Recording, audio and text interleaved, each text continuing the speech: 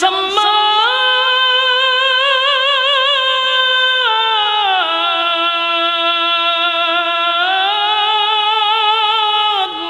আল্লাহ বলেন আপনার উম্মতের সেই সম্মান সমস্ত নবী কুলের সম্রাট হলেন নবী মুহাম্মদুর রাসূলুল্লাহ সাল্লাল্লাহু আলাইহি ওয়াসাল্লাম। আদম নবী থেকে নিয়ে ঈসা রূহুল্লাহ পর্যন্ত সব নবীর মাথার তাজ হলেন আমার নবী। আমার নবীর যেমন সম্মান সমস্ত নবীদের উম্মতের চেয়ে আপনি আমার নবীর উম্মতেরও সম্মান আছে না? এই জন্য আল্লাহ বলে বলল আপনার উম্মত যখন নামাজে দাঁড়ায়া যাবে আর যখন তেলাওয়াত করবে বন্ধু আপনার উম্মত আমার সঙ্গে কথা বলবে, আর যখন সেজদা দিবে আমি আল্লাহর কুদরতি পায়ে আপনার বান্দা আমার সেজদা দিবে। আমার যুবক ভাইরা, তাহলে নামাজের মাধ্যমে মালিকের সঙ্গে সুসম্পর্ক তৈরি হয় রে। এই জন্য নামাজে যখন দাঁড়াইবেন আমার ভিতরে আপনার ভিতরে থাকা দরকার আমি যদি আমার মালিকরে দেখতে পাই না, কিন্তু আমার ধারণা রাখতে হবে আমার মালিক কিন্তু আমারে দেখে, ঠিক না? আমি যে নামাজ পড়তেছি আমার মালিক আমারে দেখে, কথা বলে না? কিন্তু আমাদের সমাজের মানুষের নামাজ দেখলে মনে হয় কাঁচা কঞ্চি দিয়ে আধা ঘন্টা বাইরিবা। ও আমার বন্ধু বেজার হইয়া দুনিয়ায় যাবে না, বন্ধু না, দুনিয়ায় আপনি বেজার হইয়া যাইবেন এটা হতে পারে না।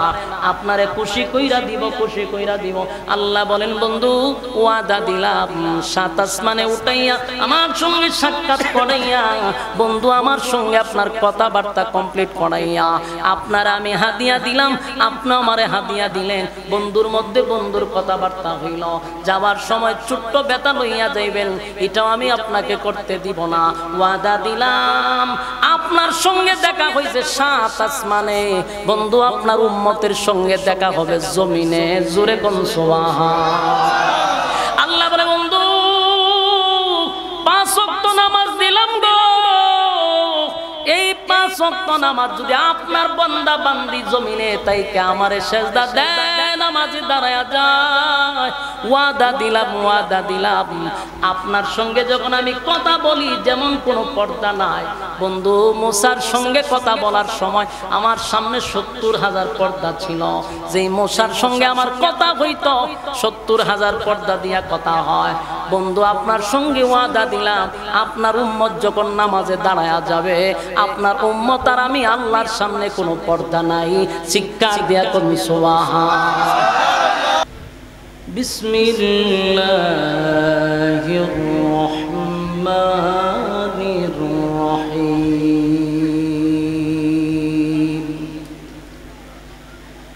ইয়া আইয়ুহাল মুযাম্মিল কুমিল লাইলা ইল্লা কালিলা নিসফাহু আও ইনকুস মিনহু কালিলা أو زد عليه ورتل القرآن ترتيلا إنا سنلقي عليك قولا ثقيلا إن ناشئة الليل هي أشد وطئا وأقوم قيلا إن لك في النهار سبحا طويلا واذكر اسم ربك وتبتل إليه تبديلا رب المشرق والمغرب لا إله إلا هو فاتخذه وقيلا واصبر على ما يقولون واهجرهم هجرا جميلا صدق الله العظيم.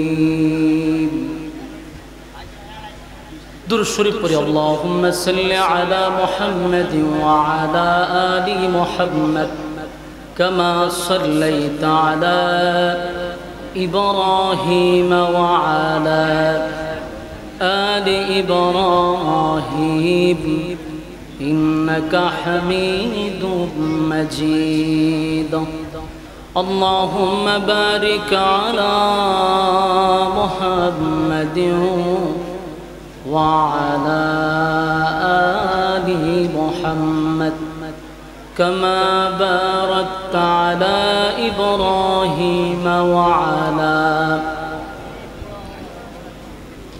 إنك حميد مجيد اللهم بارك على محمد وعلى آل محمد كما باركت على إبراهيم وعلى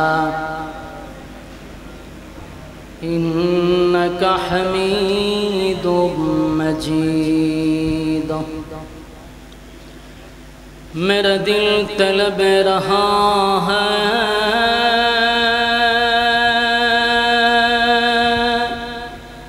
میرے جل رہا ہے سینہ اے دعا ہی ملیں گے مجھے لے چلو مدینہ بلغ العلا بکمالہ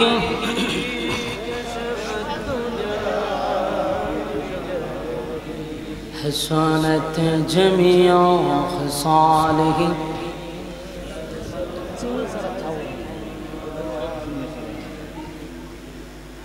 مدینہ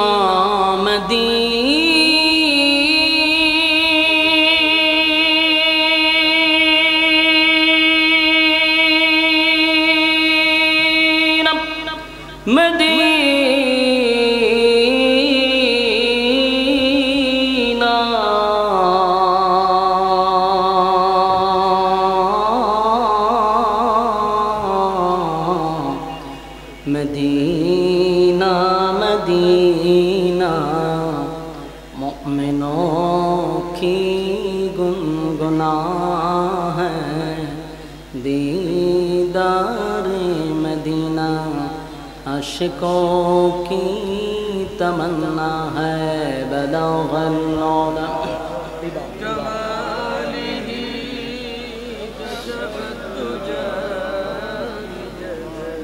حسنت جمیع خصالہ صلو علیہ ذکر باطل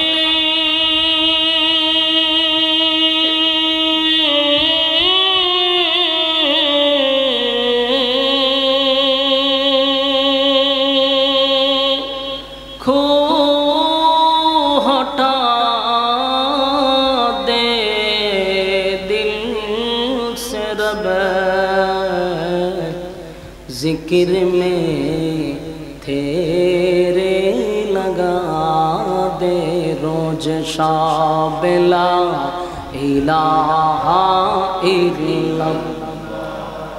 لا الہ جوڑے لا الہ الا اللہ لا الہ এই সূরাটা নাযিল হয়েছে রাসূলের জীবনী আলোচনা যদি আমরা করতে যাই তিনটা অধ্যায় আছে এই তিনটা অধ্যায়কে ফলো করলে আমরা সহজে আলোচনা বুঝতে পারব প্রথম অধ্যায়টা হলো 40 বছর দ্বিতীয় অধ্যায় হলো 13 বছর আর তৃতীয় অধ্যায় হলো 10 বছর কত বছর হলো 63 বছর 40 বছর হলো কাবলান নবুয়ত কোরআন নাজিলের আগ পর্যন্ত 13 বছর হলো মাক্কি জিন্দেগি আর 10 বছর হলো মাদানী জিন্দেগি তিনটা অধ্যায়ের তিনটা কর্মসূচি এক একটা অধ্যায়ের কিন্তু কর্মসূচি ভিন্ন মক্কায় 13 বছর এটা ভিন্ন সিস্টেম এই সময় খালি ধৈর্য ধারণ করা সবর করা আর মাদানী জিন্দেগিতে মায়ের খালি খাওয়ার নাই মায়ের দেওয়ান খালি মায়ের খাইছে না মায়ের দিছ কথা দিয়ে কই না একটু হানা কইলে আমার কথা বলতে সুবিধা মাক্কি জিন্দেগি 13 বছর শুধু মায়ের খাইছে এক চাটিয়া আর শুধু ধৈর্য ধারণ করছে মক্কা থেকে হিজরত করে মদিনা যাওয়ার পরে মায়ের খাইছে না মায়ের দিছে তাহলে ইসলামে খালি মায়ের খাওয়া না দেও না জায়গা মতো সাইজ করে নাও গায়ে পাড়াতে ঝগড়া করলে কি ছেড়ে দেও নি মাঝে মধ্যে দেও না এটা রাসূলের 3টা অধ্যায় ফলো করলে আপনি পাইবেন। তো রাসূল আরবি সাল্লাল্লাহু আলাইহি সাল্লামের 40 বছর যেটা, ওই 40 বছর পর্যন্ত কি দাওয়াত দিছে, আদেশ করছে, নিষেধ করছে? আপনারা আমার কথাটা একটু মনোযোগ দিয়ে শুনলে আমার কথা বলার আগ্রহ বাড়বে। আর আপনারা যত মনোযোগ কম দিবেন কথা এলোমেলো হবে, কথা গুছালো হবে না। এই জন্য শ্রোতার মনোযোগ দিতে হয়। 3টা অধ্যায় আপনি মনোযোগ দিয়ে একটু শুনেন, ভালো লাগবে, কিছু বুঝতে পারবেন। আমরা তো অনেক সময় না বুঝা লাফালাফি করি, বুঝি কম লাফাই বেশি। এই জন্য মাঝে মধ্যে নবীর জীবনী স্টাডি করা দরকার, একটু পড়া দরকার, বোঝা দরকার, তাহলে আমাদের অনেক কিছু মাথায় ঢুকবে। 40টা বছর রাসূলের মোট জীবনী হইল 63 বছর, কিন্তু আমরা জীবনী পড়ে দেখি 40 বছর একটা বিশাল লম্বা সময় রাসূল দাওয়াত দেন নাই, আদেশও করে নাই, নিষেধও করে নাই। এটা লম্বা সময়। দাওয়াত দিছেন হইল 23 বছর, প্রচার করছেন, আদেশ করছেন, নিষেধ করছেন 23 বছর, আর দাওয়াত দেন নাই লম্বা 40 বছর। একটা প্রশ্ন আমাদের আসে, প্রশ্নটা হইল 40 বছর রাসূল দাওয়াত দিল না কেন, আর 23 বছর দাওয়াত দিল কেন? কম সময় দাওয়াত দিল, বেশি সময় দিল না। এই কেনটা আমাদের বুঝতে পারলে আমরা অনেক সহজ হয়ে যাব। 40 বছর পর্যন্ত রাসূল চুপ ছিলেন। 40 বছর পরে দাঁড়ায়া বললেন, আজকের থেকে আমি শুধু মুহাম্মদ না, আমি মুহাম্মাদুর রাসূলুল্লাহ সাল্লাল্লাহু আলাইহি ওয়াসাল্লাম। এখন প্রশ্ন হইল, 40 বছর পর্যন্ত উনি বলেন নাই যে আমি রাসূলুল্লাহ, কিন্তু আমাদের আকীদা কি জানেন? আহলে সুন্নাত ওয়াল জামাতের আকীদা হলো আমার নবী 40 বছর পরে নবী হবে, এটা মূল ঘটনা না। আমাদের আকীদা হলো আদম নবীকে যখন আল্লাহ সৃষ্টি করে নাই, তখন থেকে আল্লাহর সিদ্ধান্ত নবীকে নবী রাসূল হিসাবে আল্লাহ দুনিয়াতে পাঠাবে। আপনার এলাকায় সুবহানাল্লাহ আছে? থাকলে হইবেন, কথাটা আবার বুঝেন। আদম নবীরে যখন সৃষ্টি করে নাই, তখনই আল্লাহর সিদ্ধান্ত আমার রাসূলকে রাসূল বানাবেন। এটা কি 40 বছর পরে সিদ্ধান্ত না আগের থেকেই? হ্যাঁ, এটা আমাদের আকীদা। ভুল বুঝছেন না, আমাদের আকীদা কিন্তু এটা। নবীরে আদম নবীর সৃষ্টি করার আগ থেকেই রাসূল হিসাবে আল্লাহ ঘোষণা দিয়ে দিয়েছে, কিন্তু 40 বছর পরে প্রকাশ করছেন। কেন প্রকাশ করছেন? এখানে মনোযোগ দিয়ে শুনেন। যত মনোযোগ দিবেন আপনি পানির মতো বুঝতে পারবেন। এখন মনে করেন 40 বছর পরে যখন উনি বলল আমি শুধু মুহাম্মদ না, আমি রাসূলুল্লাহ সাল্লাল্লাহু আলাইহি ওয়াসাল্লাম, তখন মক্কার কাফেররা যে বলবে আপনি নবী রাসূল হইলেন কিভাবে, কেমনে হইলেন, এই প্রশ্নটা যে করবে এটা আল্লাহ জানেনি। কথা কই না দি? এই কথাটা আল্লাহ আগের থেকেই জানে, যারাই জিগাইবো জানে কেমনে হইলেন। এই জন্য নবীকে 40 বছর চুপ রাখা। 40 বছরটা যে চুপ ছিল এটা যে আলোচ্য বিষয় না এমনটা না। এই রাসূলের 40 বছর পুরা জীবনেতে আমরা যত আলোচনা করব তত নফল ইবাদত বندگির সব হবে।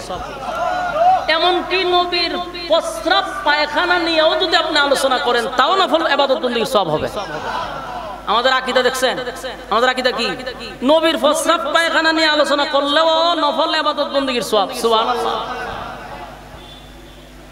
পৃথিবীর সবচেয়ে বড় আল্লাহর ওলি বুজুর্গর প্রস্রাব পায়খানা নিয়ে আলোচনা করলে নফল বندگির সব হইব, যত বড় ভিডিও। কিন্তু আমার নবীর প্রস্রাব পায়খানা নিয়ে আলোচনা করলেও নফল ইবাদত বندگির সব। এখন আসুন 40 বছর চুপ রইল কেন? বলে 40 বছর চুপ থাকাটা ছিল নবীর নবুয়তের দলিল। বুঝে নাই মনে হয়?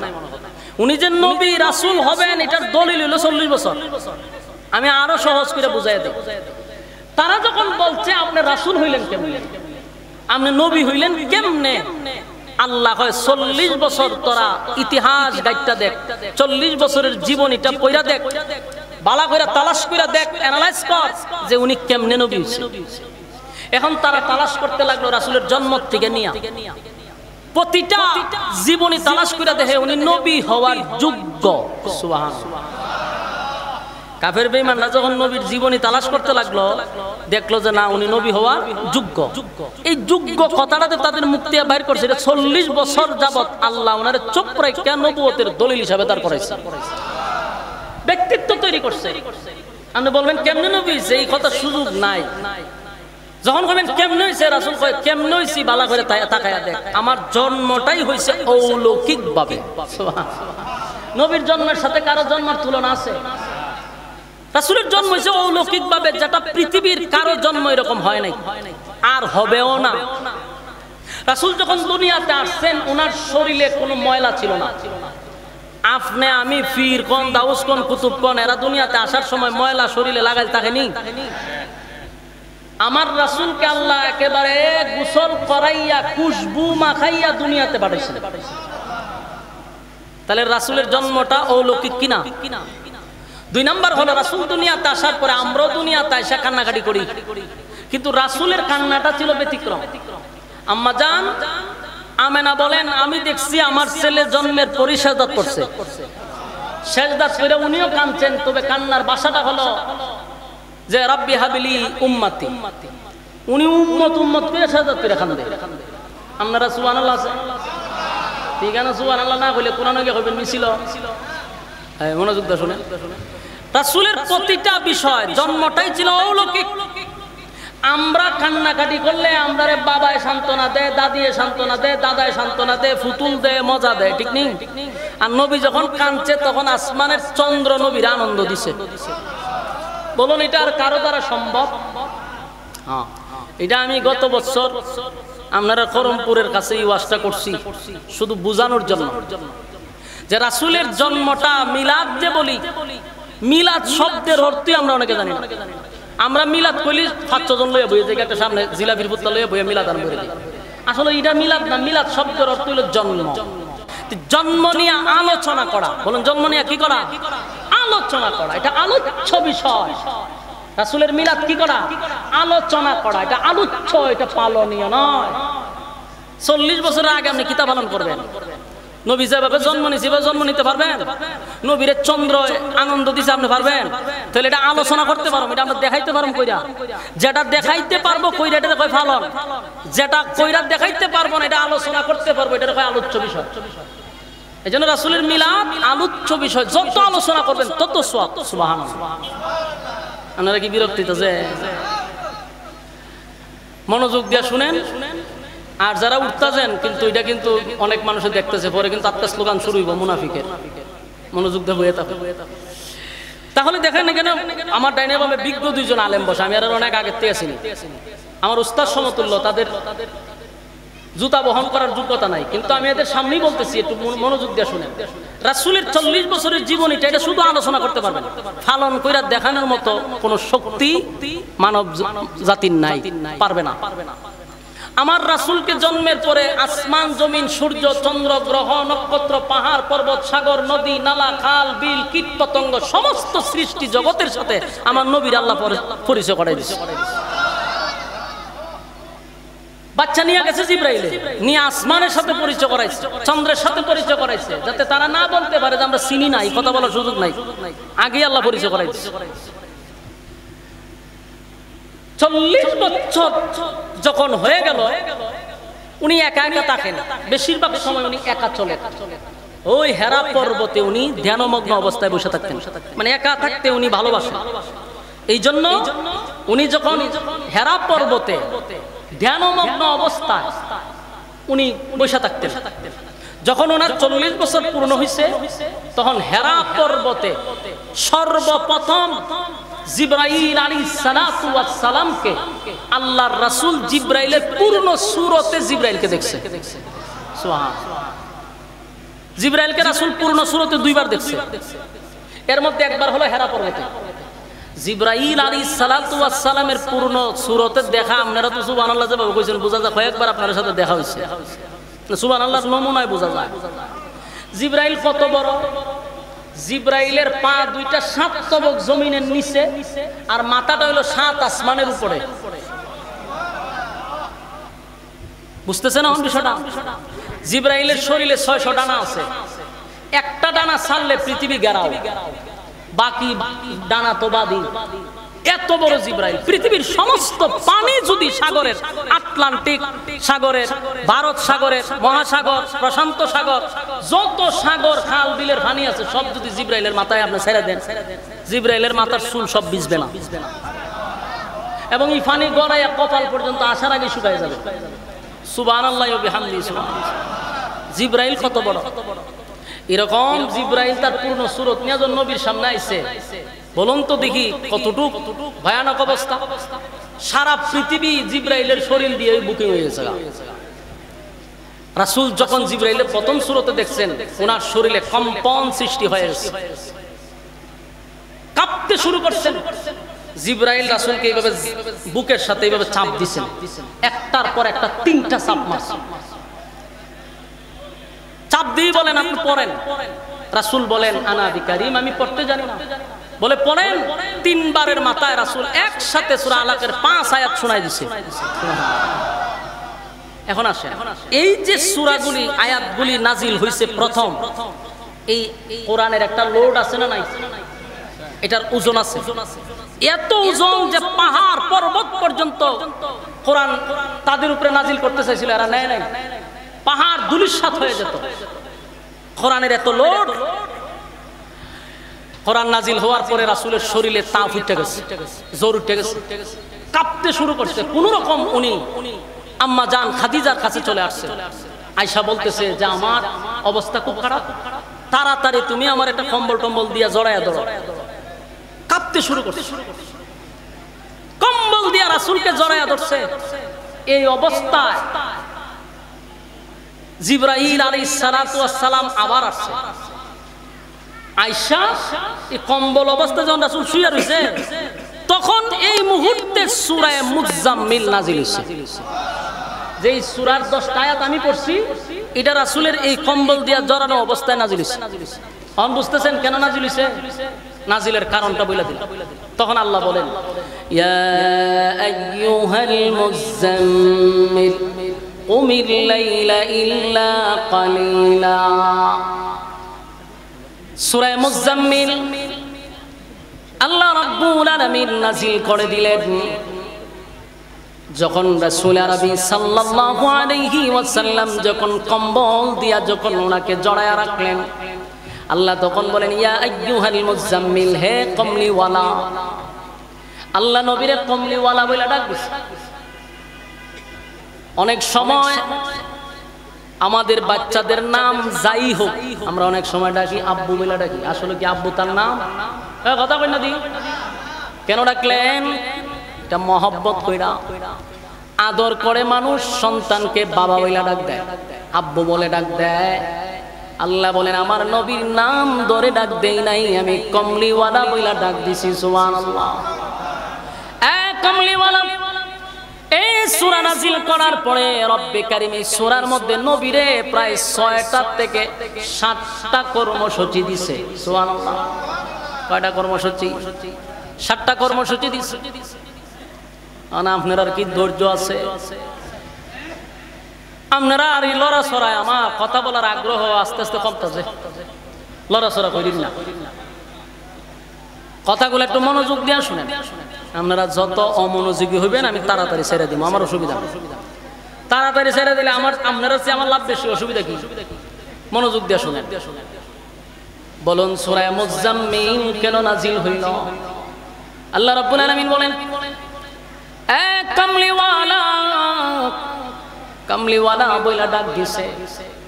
আমার নবীর অনেক নাম আছে। আল্লাহ কোন সময় মুদাসসির বইলা ডাক দিছে, কোন সময় আমার নবীরে তাহা বলে ডাক দিছে, কোন সময় আমার নবীরে ইয়াসিন বলে ডাক দিছে। উফাদি দিয়া, উফাদি বলে ডাক দিছে।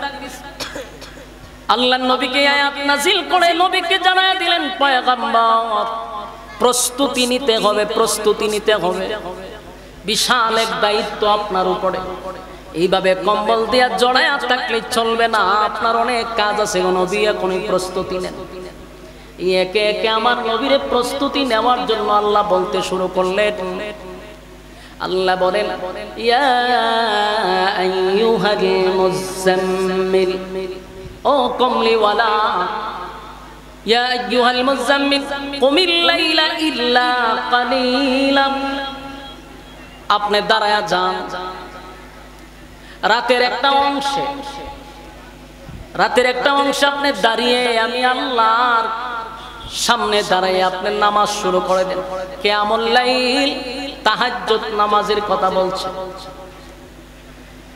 এখানে অনেকগুলা কর্মসূচি দিচ্ছে। মনোযোগ দিয়ে যদি শুনেন তাহলে একটা একটা কোন যাবে। এক নাম্বার হলো আপনি প্রস্তুতি নেন, যে কোনো কাজ করতে গেলে এটার একটা প্রিপারেশন আছে না নাই? আপনারও ওয়াজ মাহফিল আইছো, একটা প্রিপারেশন আছে না? কেউ খাইয়া টিয়া বাড়িছে, কেউ না খাইয়া বাড়িছে, কাপড় চোপড় বনছে, পড়ার পরে সিদ্ধান্ত নিছে মাহফিলে যাব, বিভিন্ন প্রিপারেশন আছে। আগে আগে বাজার ফিরে লাইছেন, আগে আগে চলে আসছেন, এটা একটা প্রিপারেশন। 23 বছর নবী দাওয়াত দিবে, দিনের খেদমত করবে, নবী কেউ আল্লাহ বলতেছে আপনার একটা প্রিপারেশন নেই। আর আপনার যে কাজগুলা করতে হবে, প্রথম কথাই হলো আপনি দাঁড়িয়ে যান, কিয়ামুল লাইল, রাত্রের নামাজে দাঁড়িয়ে যান। তখন শুধু এই তাহাজ্জুদের নামাজের কথা বলছে, তখন 5 ওয়াক্ত নামাজ ছিল না। তাহাজ্জুদের নামাজ তখন ফরজ ছিল, সাহাবায়ে কেরাম পড়ছে। রাসূলকে বলছে আপনি নামাজে দাঁড়িয়ে আছেন, রাত্রের নামাজ, এই নামাজটা অত্যন্ত গুরুত্বপূর্ণ। যেন আল্লাহ বলেন ইয়া আইয়ুহাল মুযাম্মিল এ কামলিওয়ালা কুমিল লাইলা ইল্লা কালিলা, আপনি রাতে জাগ্রত থাকেন, আপনি রাতের একটা অংশ আমি আল্লাহর কাছে ব্যয় করেন। নিসবাহু আও ইনকুসহু মিনহু কালিলা, অথবা রাতের একটা অংশ হলেই চলবে, প্রথম দিক দিয়ে নয়, শেষের এক অংশ, 3 অংশের যে কোনো এক অংশ আপনি নামাজে দাঁড়িয়ে যান। আও জিদ আলাইহি ওয়া রাত্তিলিল কুরআন তারতিলা। এরপর আল্লাহ বলেন নামাজ তো পড়বেন, গভীর রজনীতে যখন নামাজে দাঁড়িয়ে যাবেন, আমি আল্লাহর সঙ্গে আপনার কথা হবে। আর ইজ্জত আর সম্মান শুধু বাড়ে রাত্রের নামাজে। আমার কথা কি বুঝতেছেন? কেউ যদি সম্মানী হতে চায়, কেউ যদি ইজ্জত পাইতে চায়, তাহলে সে যেন রাত্রের নামাজ পড়ে। রাত্রের নামাজ বলতে কোনটা? তাহাজ্জুদের নামাজ। পৃথিবীতে যারা সম্মানী হইছে গো, প্রত্যেকটা মানুষ রাতের নামাজ পড়ে পড়ে সম্মানী হইছে। তাহাজ্জুদের নামাজে দাঁড়াইয়া যারা আল্লাহর কুদরতি পায় সিজদা দেয়, আল্লাহর সামনে দাঁড়ায়া কোরআন তেলাওয়াত করে, এদের সম্মান আর মর্যাদা সমাজের মধ্যে বেড়ে যায়। আল্লাহ দুনিয়া তো ইজ্জত দেয়, পরকালেও ইজ্জত দেয়।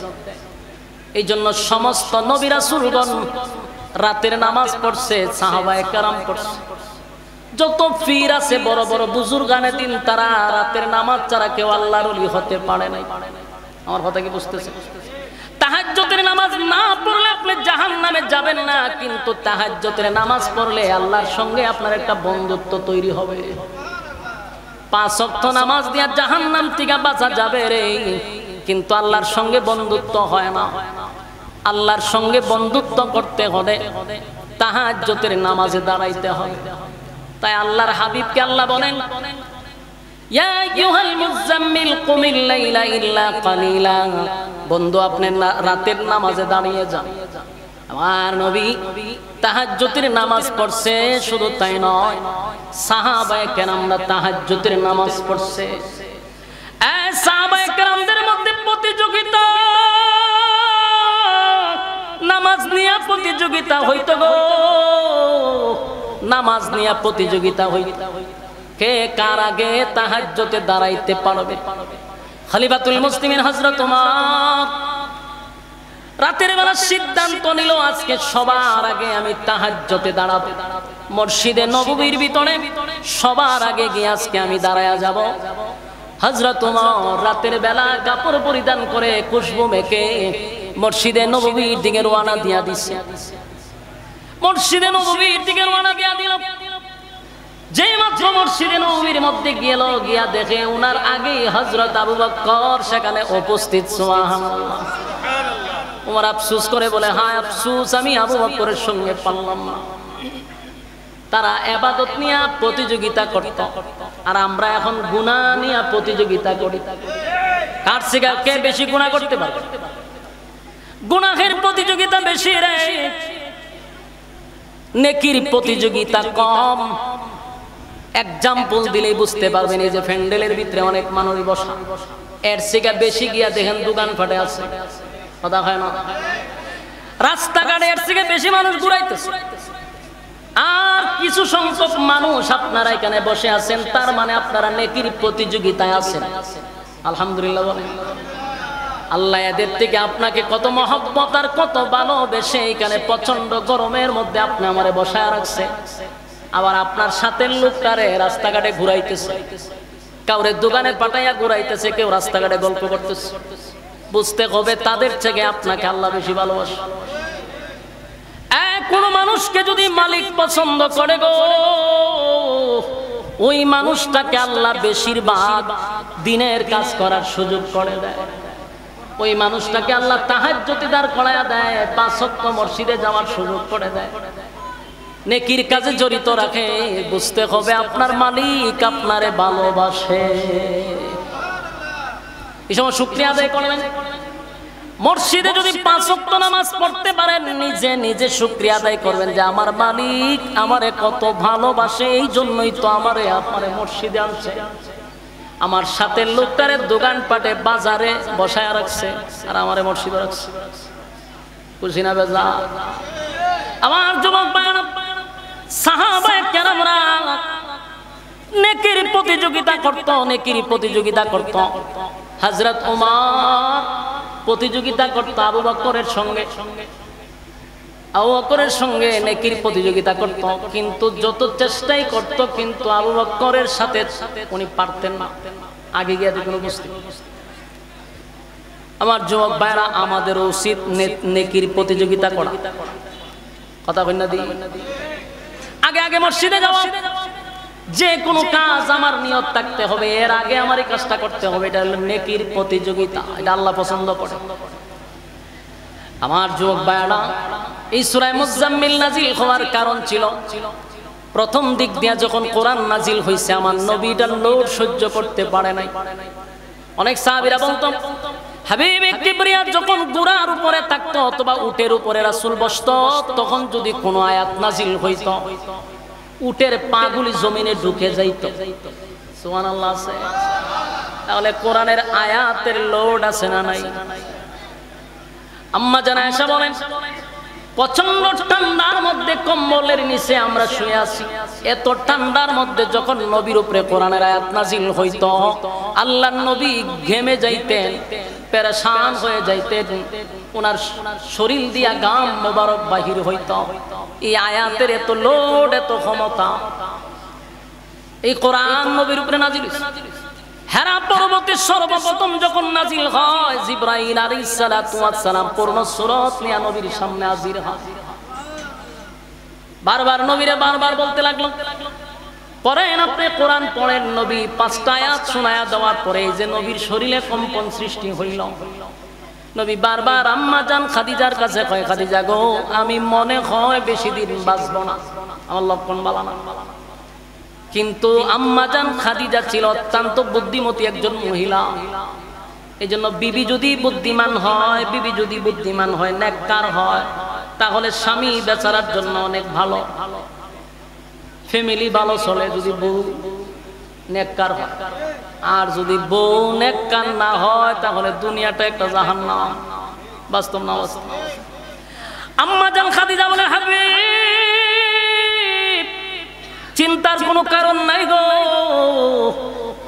আপনি ঘাবড়াইবেন না, কারণ জিন্দেগিতে আমি আপনাকে কোনোদিন আমানতের খেয়ানত করতে দেখি নাই। মানুষের সঙ্গে আপনি খারাপ আচরণ করেন নাই, মানুষের হক আপনি নষ্ট করেন নাই, সুতরাং আপনার উপরে এমন মুসিবত হতে পারে না, কোন দুষ্ট জিন আপনাকে নষ্ট করতে পারে না, কারণ আপনি হক আদায় করছেন। তাই বিবি নিজের স্বামীকে সান্ত্বনা দেয় আর বলতেছে, নিশ্চয়ই আপনার সঙ্গে যার দেখা হইছে দুনিয়ার কোনো মানুষ নয়, এটা আল্লাহর কোনো ফেরেশতা। সুবহানাল্লাহ। সান্ত্বনা দিতেছে। আর আমরা যদি বউ হইতো, যদি হইতাম বলে একটা কুস্তা দিয়ে খেলাইছি, তা বললো মুরগি একটা সবকা দিয়ে দাও, আনলে অমুক মাজার একটা গরু লিয়ে যাও, ছাগল একটা লইয়া যাও, নিয়ে বাবার মান্নত করো, ভালোই যাবা। বুদ্ধি পরামর্শ তো গরু অভাব নাই, গড় একটা গরু হল দুইটা নিয়ে চালাইছে। কিন্তু আম্মা জান খাদিজা বলেন যে আপনি জীবনে কারো ক্ষতি করছেন না, আপনারে তো কোনো জিন্নাতেও ক্ষতি করতে পারে না, সুতরাং আপনার সাথে যার সাক্ষাৎ হয়েছে নিশ্চিত উনি আল্লাহর কোন পাঠানো ফেরেশতা। সুবহানাল্লাহ।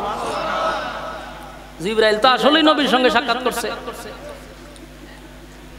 এখন রাসূল তো কাঁপতেছে, কারণ এটা তো লোড মারা। এরপরে নবী ওনার কাছে যখন কোরআন আসলো, আল্লাহ রাব্বুল আলামিন ঘোষণা দিয়া দিলেন, হাবিব 40টা বছর আপনি চুপ ছিলেন। চুপ থাকার কথা আমি আল্লাহ আপনাকে বলেছি, এবার আমি আল্লাহ আপনাকে বলে দিলাম, মক্কা নগরীর মানুষকে আপনি জানায়া দেন, আপনি শুধু মুহাম্মদ নয়, আপনি হলেন মুহাম্মাদুর রাসূলুল্লাহ সাল্লাল্লাহু আলাইহি ওয়াসাল্লাম। আল্লাহর হাবিব সর্বপ্রথম দিনের দাওয়াত দেওয়ার আগে আম্মা জান খাদিজাকে বললেন, খাদিজা গো, আমি তো দিনের দাওয়াত লইয়া মানুষের কাছে যাব, মানুষ যদি আমারে জিজ্ঞাসা করে আপনার ঘরওয়ালি আগে দাওয়াত গ্রহণ করছেন, আমার ঘর যদি ঠিক না থাকে আমি অন্য জায়গায় দাওয়াত দিয়া কি করব? আম্মা জান খাদিজা কোনো কথা না বলে বললেন, লা ইলাহা ইল্লাল্লাহু মুহাম্মাদুর রাসূলুল্লাহ সাল্লাল্লাহু আলাইহি ওয়াসাল্লাম। আল্লাহর নবী বললেন, খাদিজা কোনো প্রশ্ন করলে না, প্রশ্ন না করে আমার কালেমা তুমি গ্রহণ করলে। আম্মা জান খাদিজা বলেন, আমি তো অপেক্ষায় ছিলাম কবে আপনি বলবেন যে আমি আল্লাহর রাসূল, আর আমি এটার জন্য অপেক্ষায় ছিলাম। সুবহানাল্লাহ। আল্লাহর নবী নিজের ঘরের মধ্যে কালেমার দাওয়াত গ্রহণ করাইতে পারলেন। সাথে সাথে উনি মক্কা নগরীতে চলে গেলেন, গিয়া এক জায়গায় দাঁড়াইয়া সবাইকে একত্রিত করে বললেন, এই মক্কার মানুষেরা শোনো, আজকের পর থেকে শুধু আমি মুহাম্মদ নয়, আমি হলাম মুহাম্মাদুর রাসূলুল্লাহ সাল্লাল্লাহু আলাইহি ওয়াসাল্লাম। আর আমার সঙ্গে তোমরা পড়ে নাও, লা ইলাহা ইল্লাল্লাহু মুহাম্মাদুর রাসূলুল্লাহ সাল্লাল্লাহু আলাইহি ওয়াসাল্লাম। আমার যুবক ভাইয়েরা, মুরব্বী বাবারা, দিনের কান লাগায়া কথাগুলি শুনেন। প্রতি রাত আপনারা ঘুমান, প্রতি রাত আড্ডা মারেন, একটা রাত্রি না হয় একটু কষ্ট করলে অসুবিধা হইব। হাবিবে কিবরিয়া 40 বছর পর্যন্ত কাউকে আদেশ করে নাই, কাউকে নিষেধ করে নাই। 40 বছর পরে যখন বললেন লা ইলাহা ইল্লাল্লাহ, নেই কোনো মাবুদ আল্লাহ ছাড়া, মুহাম্মাদুর রাসূলুল্লাহ সাল্লাল্লাহু আলাইহি ওয়াসাল্লাম আমি আল্লাহর বান্দা এবং রাসূল, আমার পরে আর কোনো নবী পৃথিবীতে আসবে না, কোনো রাসূল পৃথিবীতে আসবে না।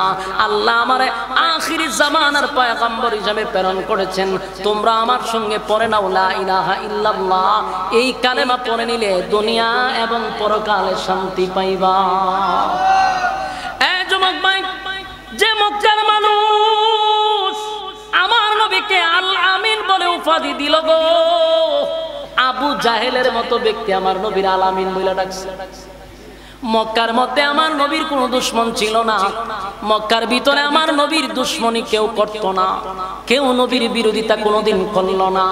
যেই মাত্র বললেন লা ইলাহা ইল্লাল্লাহ, আল্লাহ ছাড়া কোনো মাবুদ নাই, আর আমি মুহাম্মাদুর রাসূলুল্লাহ, এই স্লোগান দেওয়ার সাথে সাথে মক্কার মানুষ আমার নবীরে মারার জন্য পাথর নিয়ে দাঁড়াইছে। আমার কথা কি বুঝতেছেন? তার কারণ হলো এতদিন নবী আদেশ করে নাই, নিষেধও করে নাই, নবীর কোনো শত্রু ছিল না। যেই মাত্র নবী আদেশ করতে লাগলেন, নিষেধ করতে লাগলেন, শত্রুর এখন অভাব নাই। কথা বলো, সমাজের মধ্যে যদি আমি আপনি আদেশ করি, নিষেধ করি, আপনি আমারও শত্রু আছে। আর আপনি আমি যদি আদেশও নাই, নিষেধও নাই, একজনে হারিয়ে নাচতেছে, আপনি যখন আস্তাগফিরুল্লাহ এটা করেন ঠিক না, হয়ে আপনি তসবিলিয়া মসজিদে গেছেন না, তাহলে আপনার কোনো শত্রু নাই। কিন্তু সমাজের মধ্যে শিরিক হচ্ছে, বেদাত হচ্ছে, আপনি চোখে দেখার পরেও যদি কথা না বলেন, যদি আপনার শত্রু নাই, কিন্তু আল্লাহর কাঠ ধরে আপনাকে জবাব দিতে হবে। কথা কই না? এজন্য রাসূল যতদিন আদেশ নিষেধ দেয় নাই ততদিন শত্রু নাই। যেদিন থেকে বললেন আজকের থেকে সুদ খাওয়া যাবে না, ঘুষ খাওয়া যাবে না, মদ খাওয়া যাবে না, জানা ব্যভিচার করা যাবে না, দুর্নীতি করা যাবে না, টেন্ডারবাজি করা যাবে না, চাঁদাবাজি করা যাবে না, সেদিন থেকে নবীর বিরুদ্ধে সবাই দাঁড়ায় গেছে। এর আগে শত্রু নাই, শত্রু হইলো কেন? যারা সাদাবাজি করতে, এখন সাদাবাজির বিরুদ্ধে কথা বলে আমি মৌলবীরে বালা ভাবে সাদাবাজি, হ্যাঁ কথা কই না। দুর্নীতিবাজের বিরুদ্ধে কথা বললে আমি মৌলবীরে বালা ভাইব। মসজিদে যদি সুদকুরের ওয়াজ করি, সুদকুর যারা আছে এরাকে আমি হুজুর আর বালা ভাইব। তাহলে আপনি যদি চিন্তা করেন যে আমার অনেক মুসল্লি আছে মাশাআল্লাহ সুদ খায়, আমি যদি সুদের বয়ান করি তাহলে তো দেখা গেল আমার এরা করে খাওয়ান বন্ধ হয়ে যাবো। এই নিয়তে ইমামতি করলে আপনার পিছনে নামাজও হবে না। আর শত্রু না থাকতে পারে, কিন্তু আল্লাহর কাঠগড়ায় আপনাকে জবাব দিতে হবে। সাদারে সাদা হইতেইব, খালারে খালা হইতেই। আমার কথায় মনে আপনার একমত না? আওয়াজে বোঝা যায় লক্ষণ খুব খারাপ। আল্লাহ রাসূল 40 বছর চললেন, সবাই কইছে মক্কা নগরী কেন, গোটা পৃথিবীতে এমন সন্তান আর নাই, এমন ভালো মানুষ কেউ নাই। কিন্তু কালেমার দাওয়াত দেওয়ার পরই কয় মুহাম্মদকে মারার জন্য ভাতল্লিয়া দাঁড়িয়ে গেছে। আহন সাজা ভাতল্লিয়া দাঁড়াইছে কেন? ওই যে নিষেধ দিছে। আবু জাহেল আলামিন বলে শিক্ষা দিছে না, আবু জাহিলই কয় যে মুহাম্মদকে দুনিয়ার থেকে সরাইতে হবে না। কিন্তু সবাই জানতো উনি সত্য নবী। ওই যে রাসূল দাবি করার পরে এরা যখন জিজ্ঞাসা করছে কেমনে নবী হইছেন, রাসূল কয় আমার 40 বছর অ্যানালাইজ করো। অ্যানালাইজ করে দেখে যে উনি নবী হওয়ার যোগ্য। সুবহানাল্লাহ। কারণ আল্লাহর হাবিবের জন্মটা তো এদের মধ্যেই হইছে, কথা কয় না? আবু জাহেল জানতো উনি সত্য নবী, আবু লাহাবও জানতো যে আবু লাহাব পাথর লইয়া নবীরে দাঁড়াইছে, সেও জানতো যে উনি সত্য নবী। কারণ জন্মটা এরা নিজের চোখে দেখছে। আবু লাহাব নিজের বান্দি আজাদ করে দিছে নবীর আগমনের খুশিতে। হে আবু লাহাব পাথর লইয়া খাড়া, কারণ হক কথা বলার কারণে। হক কথাটা কিন্তু তিতা, এটা কিন্তু মিষ্টি না, এটা অনেক তিতা। এটা ভালো লাগতে পারে, নাও লাগতে পারে, কিন্তু আপনাকে হক কথা বলতেই হবে, এটা যত খারাপ লাগে।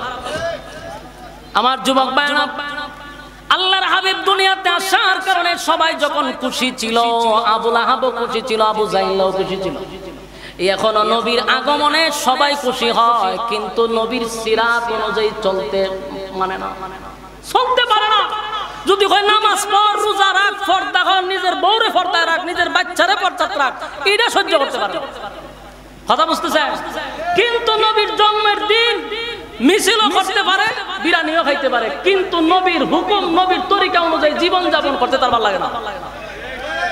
আমি একটা দেখলাম, তুই যে মিছিল দিতা যাস, তোর দি মুখ দাঁড়িয়েও নাই, নামাজও নাই, তুই মুইতা পানিও লস না, না থাকলে দিছে নবীর প্রেম আছে।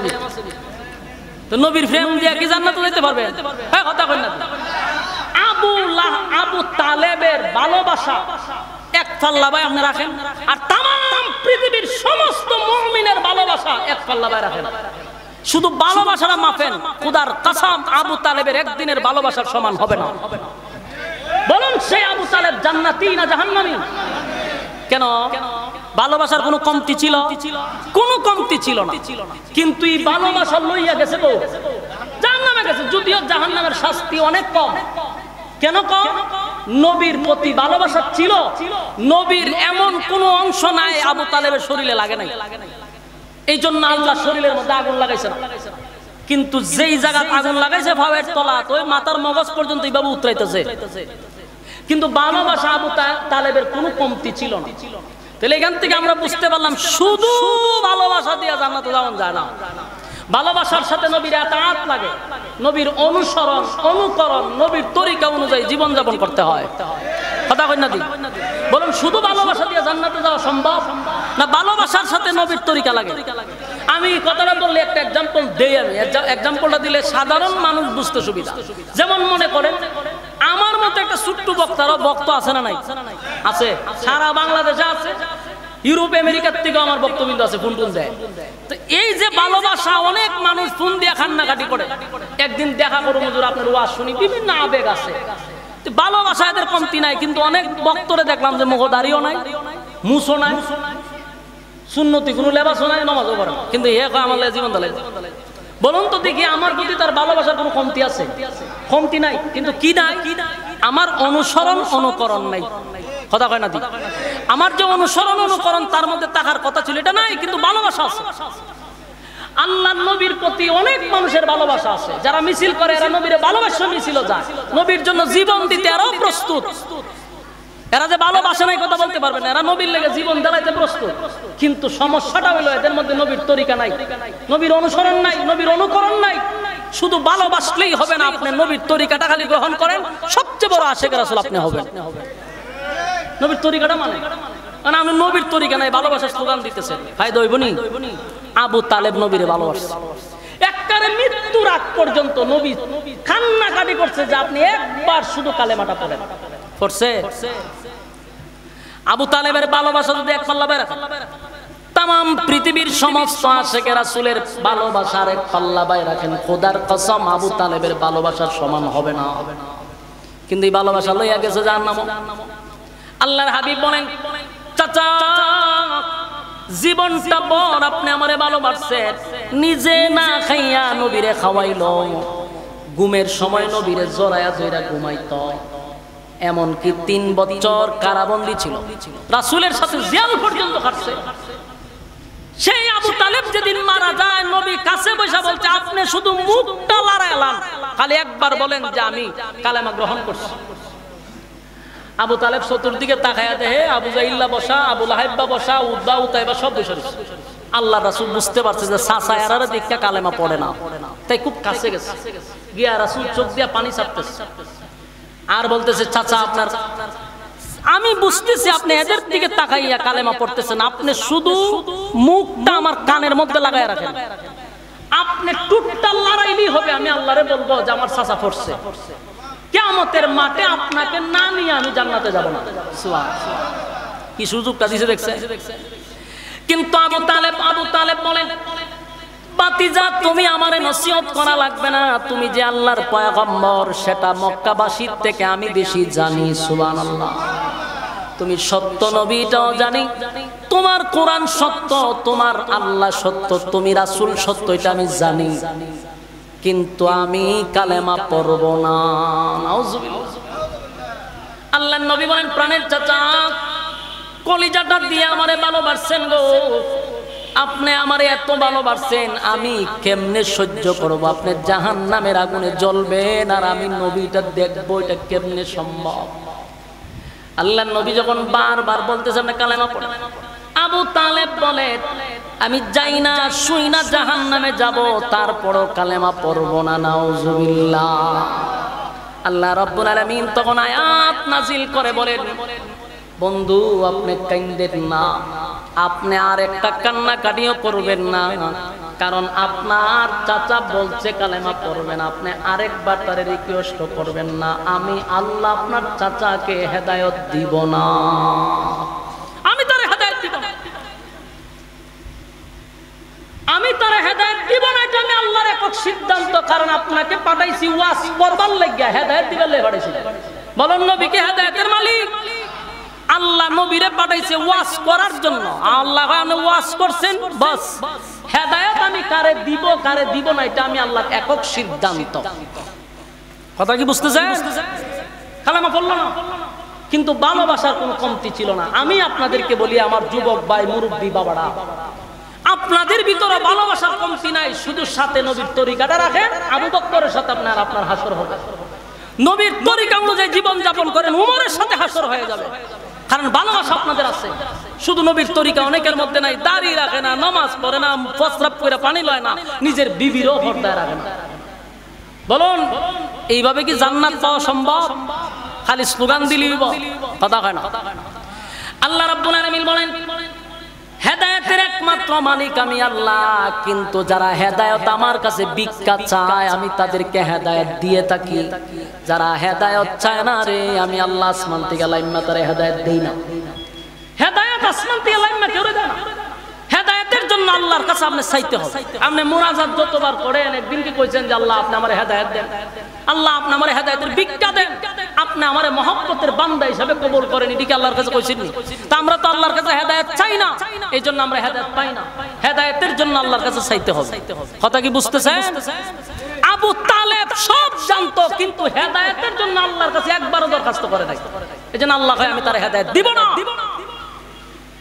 নবীর চাচা আবু তালেবরে হেদায়েত দিল না, ওয়াহশির আল্লাহ হেদায়েত দিয়ে দিয়েছে। কথা কি বুঝতেছেন? আমির হামজারে যিনি মারছেন, সেই ওয়াহশী কত সাহাবীদের মধ্যে সবচেয়ে একেবারে নিচু দরজার হইল ওয়াহশী। আল্লাহ ওয়াহশীরে হেদায়েত দিয়ে দিয়েছে। কিন্তু আবু তালেব নবীরে ছাড়া এক হপ্তাহ খাবার খায় নাই। 50 বছর পর্যন্ত নবীরে লালন পালন করছে, নিজের সন্তানের চেয়ে বেশি রাসূলকে মহব্বত করছে। কিন্তু আবু তালেব হেদায়েত পাইল না, আর ওয়াহশী নবীর কলিজায় আঘাত দিয়েছে চাচারে হত্যা কইরা। কিন্তু ওয়াহশীর আল্লাহ হেদায়েত দিয়ে দিয়েছে, কারণ ওয়াহশী আল্লাহর কাছে হেদায়েত চাইছে যে আল্লাহ আমি যা করছি ভুল করে লিছি, আমার হেদায়েত দিয়ে দেন। আল্লাহ হেদায়েত দিয়ে দিয়েছে। তো ওয়াহশীর মতো একজন লোককে যদি আল্লাহ হেদায়েত দিয়া জান্নাতে দিয়া দেয়, আপনি আমি তো এরকম অপরাধ করছি না। আমরা যদি আল্লাহর কাছে হেদায়েত চাই আল্লাহ দিবনি? কথা হয় না। কিন্তু মুখে শুধু ভালোবাসার স্লোগান থাকলেই হবে না, নবীর আতাত করতে হবে। আমার যুবক মায়েরা, আবু তালেব ভালোবেসে জাহান্নামে গেল, শুধু একটাই তার মধ্যে ছিল, এটা হলো অনুসরণ অনুকরণ। আমার নবীর অনুসরণ অনুকরণ তার মধ্যে ছিল না। এখনকার ইয়ং জেনারেশন সহ মুরব্বীদের মধ্যেও ভালোবাসার কোনো কমতি নাই, কিন্তু নবীর এতাআত নাই, নবীর ভালোবাসা মহব্বত, নবীর অনুসরণ নবীর অনুকরণ আমাদের মধ্যে নাই। এই জিনিসটা যদি আমাদের মধ্যে থাকে, কসম খোদার, আল্লাহ বলেন আমি আমার বান্দারে হেদায়েত দিয়া দিব। যুবক ভাইয়েরা, মালিক জান্নাত বানাইছে মুমিনদেরকে জাহান্নামে দেওয়ার জন্য না, জান্নাত দেওয়ার জন্য আল্লাহ জান্নাত বানাইছে। কিন্তু জান্নাত আল্লাহর কাছ থেকে ছায়া আনতে হবে, আল্লাহর কাছ থেকে চাইতে হবে। আর চাইতে হবে বেশিরভাগ কিয়ামুল লাইল বলতে তাহাজ্জুদের সময়। আল্লাহর সাথে যদি আপনি আমার সম্পর্ক তৈরি করতে হয়, সেটা হলো গভীর রাত। বলুন সেটা কোন রাত? গভীর রাত। 5 ওয়াক্ত নামাজের মাধ্যমে জাহান্নাম থেকে বাঁচতে পারবেন, কিন্তু তাহাজ্জুদের মাধ্যমে আপনি আল্লাহর ওলি হইতে পারবেন। আমার কথা কি বুঝতেছেন? আপনি 5 ওয়াক্ত নামাজ দিয়ে ওলি হইতে পারবেন না, জান্নাত পাইবেন, জাহান্নাম থেকে বাঁচতে পারবেন, কিন্তু ওলি হইতে গেলে তাহাজ্জুদ করতে হবে। যেই ফিরে তাহাজ্জুদ করে না, এই ফিরে আল্লাহর ওলি হতে পারে না। এটা একবার স্পষ্ট।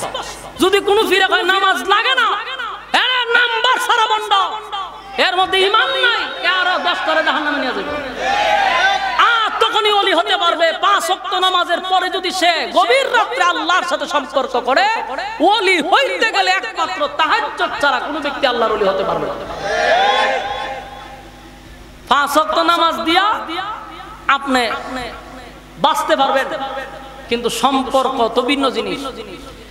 এখন আমি একটা এক্সাম্পল দেই। চাকরি আপনাকে আমি দিলাম, ডিউটি হলো 12 ঘন্টা, 12 ঘন্টা হলে আপনার দায়িত্ব, আপনি এটার বিনিময়ে টাকা পাইতেছেন। কথা বুঝতেছেন? এখন যদি আপনি ওভারটাইম করেন, যারা টাকা নেন না, তাহলে মালিকের সাথে আমি সম্পর্ক পারবো না, সম্ভব? কথা হয় না। 12 ঘন্টা ডিউটি করতেছে সে স্বার্থের জন্য। বলুন 12 ঘন্টা ডিউটি করে কিসের জন্য? স্বার্থের জন্য। 5 ওয়াক্ত নামাজ আমরা পড়ি আমাদের স্বার্থের জন্য। বলুন স্বার্থ কেমনে? আমরা জাহান্নাম থেকে বাঁচবার লেগে 5 ওয়াক্ত নামাজ পড়ি, এটা আমাদের স্বার্থ, আমরা জান্নাত চাই। কথা কি বুঝেন? আমার 5 ওয়াক্ত নামাজ পড়ি কিসের স্বার্থে? জান্নাতের স্বার্থে। এটা স্বার্থের জন্য নামাজ পড়ি। আর ওভারটাইম তাহাজ্জুদের নামাজ জান্নাত পাওয়ার জন্য নয়, আল্লাহর সাথে বন্ধুত্ব করার জন্য। এই জন্যই যারা তাহাজ্জুদ করে এরা আল্লাহর ওলি হয়। আর 5 ওয়াক্ত নামাজের মাধ্যমে দায়িত্ব ভালো নয়। কোনটা করবে? 5 ওয়াক্ত দায়িত্ব পালন করতে হবে, ওভারটাইম করে আল্লাহর সাথে বন্ধুত্ব তৈরি করতে হবে। কথা হয় না? আমার যুবক ভাইরা, আল্লাহ রাব্বুল আলামিন বলেন, ইয়া আইয়ুহাল মুযাম্মিল ও কমলি ওয়াদা, ইয়া আইয়ুহাল মুযাম্মিল কুমিল লাইলা ইল্লা কালিলা নিসফাহু আও ইনকুস মিনহু কালিলা। আপনি দাঁড়িয়ে যান, আপনি রাতে এক অংশ আমি আল্লাহর জন্য আপনি দাঁড়িয়ে যান, সেখানে দাঁড়াইয়া কিয়াম করেন, নামাজ পড়েন। রাতের একটা অংশ আমি আল্লাহর জন্য বরাদ্দ রাখেন। এরপর আল্লাহ বলেন, এই নামাজের মাধ্যমে আমি আল্লাহর সঙ্গে আপনার বন্ধুত্ব তৈরি হবে, বন্ধুত্ব তৈরি হবে। আল্লাহ বলেন, নিসফাহু আও ইনকুস মিনহু কালিলা। রাতের যে কোনো একটা অংশে আপনি কিয়ামে দাঁড়ায়া যান। আউজিদ আলাইহি ওয়ারাত্তিলিল কুরআনা তারতিলা। আর কোরআন আপনি স্পষ্টভাবে শুদ্ধ করে তারতিলের সাথে কোরআন তেলাওয়াত করেন। তাহলে কোরআন তেলাওয়াত দরকার আছে না নাই? হ্যাঁ, কথা কয়। আমরা যে গিলাপ দিয়ে ফেসায়া কোরআন শরীফ তৈছি, এটা আবার 1 বছর পরে রমজানে বাইর করে মুছামুছি করবো, গিলাপ তৈরি। এই হলো আমাদের কোরআন রাখার সিস্টেম। অথচ আল্লাহ তার বন্ধুরে বলতেছে, আপনি প্রতিদিন কোরআন তেলাওয়াত করেন তারতিলের সাথে। আপনার যতটুকু সুর আছে এই সুর দিয়ে সুন্দর করে আপনি কোরআন তেলাওয়াত করেন। কোরআন তেলাওয়াতের মাধ্যমে আল্লাহর সঙ্গে বান্দার কথা হয়। সুবহানাল্লাহ। আপনি যে কোনো ইবাদত করেন, ওই ইবাদতের মাধ্যমে মালিকের সঙ্গে কোনো বান্দার কথা হয় না রে, কথা হয় শুধুমাত্র কোরআন তেলাওয়াতের মাধ্যমে। আর এই কোরআন পড়তে হবে তার তিলের সাথে। আমাদের মধ্যে অনেক মানুষের তেলাওয়াত শুনলে মন চায় একটু দূর মারওয়া। আল্লাহ রাব্বুল আলামিন বলেন, ইয়া আইয়ুহাল মুযাম্মিল কুমিল লাইলা ইল্লা কালিলা নিসফাহু আও ইনকুস মিনহু কালিলা আও জিদ আলাইহি ওয়া রাত্তিলিল কুরআনা তারতিলা। বন্ধু, আপনি তার তিলের সাথে তেলাওয়াত করেন। আমার যুবক ভাইয়েরা, তাহাজ্জুদের নামাজের কথা বন্ধুরে বন্ধু শিখায়া দিল। আপনি তাহাজ্জুদের নামাজে দাঁড়ায়া যাবেন, রাতের একটা অংশ নবী গো, একটা অংশ আপনি রাতের মধ্যে আমার জন্য কাটায়া দিবেন। আর তার তিলের সাথে কোরআন তেলাওয়াত করবেন।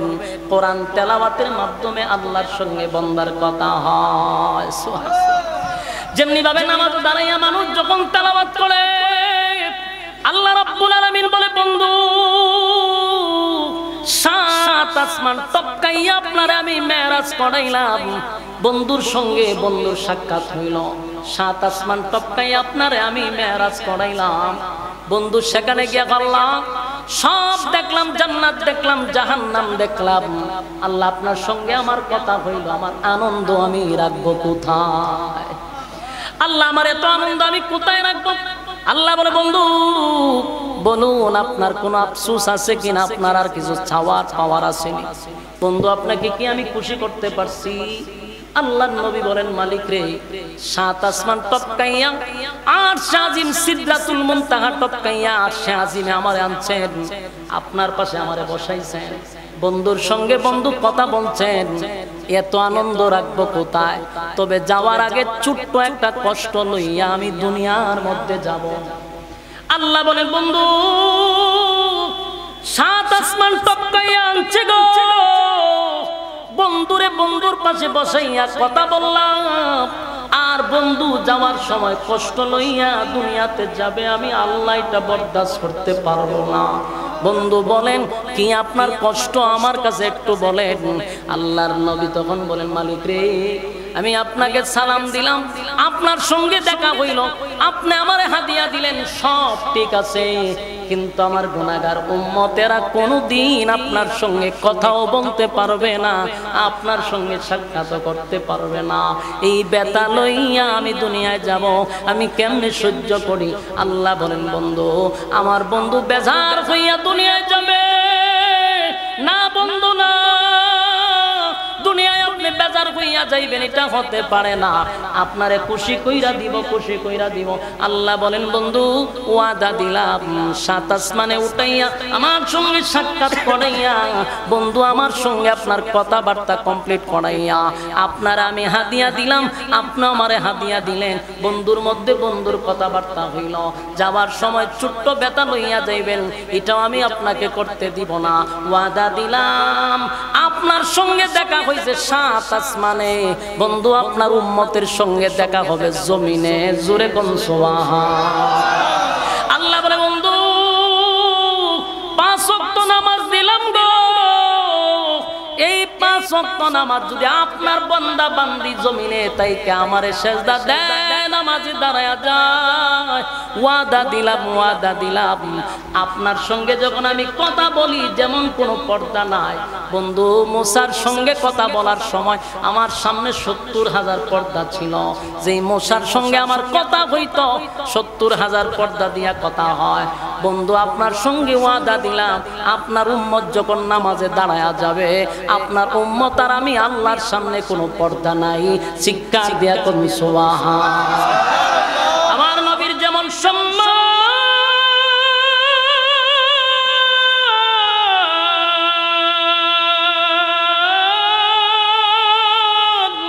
আল্লাহ বলেন আপনার উম্মতের সেই সম্মান সমস্ত নবীকুলের সম্রাট হলেন নবী মুহাম্মদুর রাসূলুল্লাহ সাল্লাল্লাহু আলাইহি ওয়াসাল্লাম। আদম নবীর থেকে নিয়ে ঈসা রূহুল্লাহ পর্যন্ত সব নবীর মাথার তাজ হলেন আমার নবী। আমার নবীর যেমন সম্মান সমস্ত নবীদের উম্মতের চেয়ে আপনি আমার নবীর উম্মতেরও সম্মান আছে না? না। এই জন্য আল্লাহ বলে বলল, আপনার উম্মত যখন নামাজে দাঁড়ায়া যাবে আর যখন তেলাওয়াত করবে, বন্ধু আপনার উম্মত আমার সঙ্গে কথা বলবে। আর যখন সেজদা দিবে, আমি আল্লাহর কুদরতি পায়ে আপনার বান্দা আমার সেজদা দিবে। আমার যুবক ভাইরা, তাহলে নামাজের মাধ্যমে মালিকের সঙ্গে সুসম্পর্ক তৈরি হয় রে। এই জন্য নামাজে যখন দাঁড়াইবেন, আমার ভিতরে আপনার ভিতরে থাকা দরকার, আমি যদি আমার মালিকরে দেখতে পাই না, কিন্তু আমার ধারণা রাখতে হবে আমার মালিক কিন্তু আমারে দেখে। ঠিক না? আমি যে নামাজ পড়তেছি আমার মালিক আমারে দেখে, কথা বলে না? কিন্তু আমাদের সমাজের মানুষের নামাজ দেখলে মনে হয় কাঁচা কঞ্চি দিয়ে আধা ঘন্টা বাইরিবা। আমার যুবক ভাইরা, আল্লাহ রাব্বুল আলামিন বলেন, বন্ধু আপনার উম্মতের সঙ্গে আমার সাক্ষাৎ হবে নামাজে, আর তেলাওয়াতের মাধ্যমে আমার সঙ্গে কথা হবে। তাই আল্লাহ বলেন, ইয়া আইয়ুহাল মুযাম্মিলু কুমিল লাইলা ইল্লা কালিলা নিসফাহু আও ইনকুস মিনহু কালিলা আও জিদ আলাইহি ওয়া রাত্তিলিল কুরআনা তারতিলা। আল্লাহ প্রথম বলছে, বন্ধু প্রস্তুতি নেন। এইভাবে যদি আপনি কম্বল দিয়া শুয়ে থাকেন, আপনার মিশন বাস্তবায়ন হবে না। আমি আল্লাহ আপনাকে যেই মিশন নিয়ে পাঠাইছি, বন্ধু কম্বল দিয়া শুয়ে থাকবেন না, দাঁড়িয়ে যান। রাতের একটা অংশ আমি আল্লাহর জন্য ব্যয় করেন, নামাজে দাঁড়ায়া যান। আর আপনি তার তিলের সাথে কোরআন তেলাওয়াত করেন। তাহলে নিজের বন্ধুরে নামাজের কথা বললেন, কোরআন তেলাওয়াতের কথা বললেন, আর তাহাজ্জুদের নামাজের মাধ্যমে আল্লাহর সঙ্গে বন্ধুত্ব তৈরি হয়। জোরে কোন সুবহান। আল্লাহ বলে, বন্ধু জিকির করেন, একটা সময় আমার নামে জিকির করতে থাকেন। জিকির মানে শুধু লা ইলাহা ইল্লাল্লাহ বললেই শেষ নয়, সব কিছুর ভিতরে জিকির। আপনার ভিতর আপনার বাহির সব কিছু একমাত্র লিওয়াজহিল্লাহর জন্য থাকতে হবে। কার জন্য? আল্লাহর জন্য। আমি যা করব কার জন্য?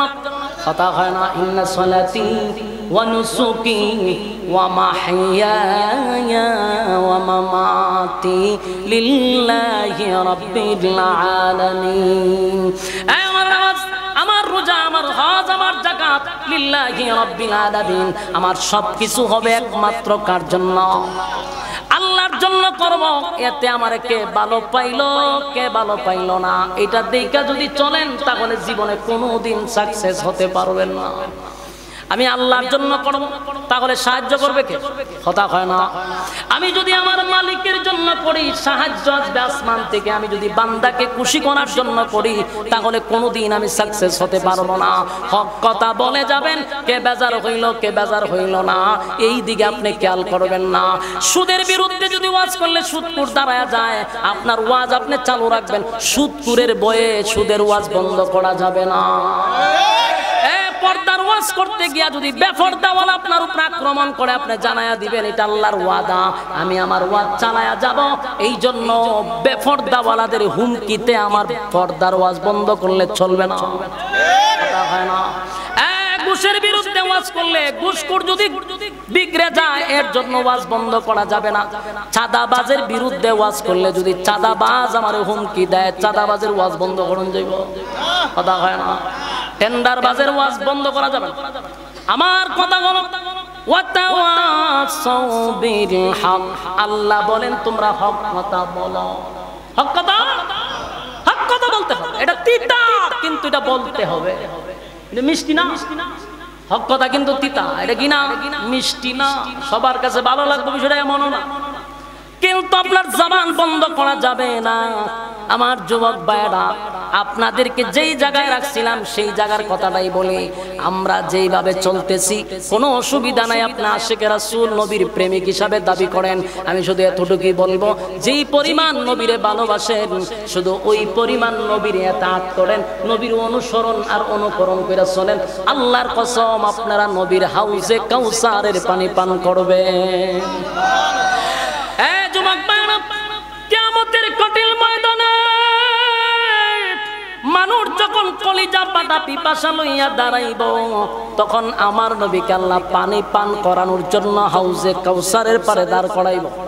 আর আমার নবী কাদেরকে পানি পান করাইব? নবীর উম্মতের কাছে এক পেয়ালা পানি নবীর বরকতি হাতের পানি পৌঁছায়া দিবে। সুবহানাল্লাহ।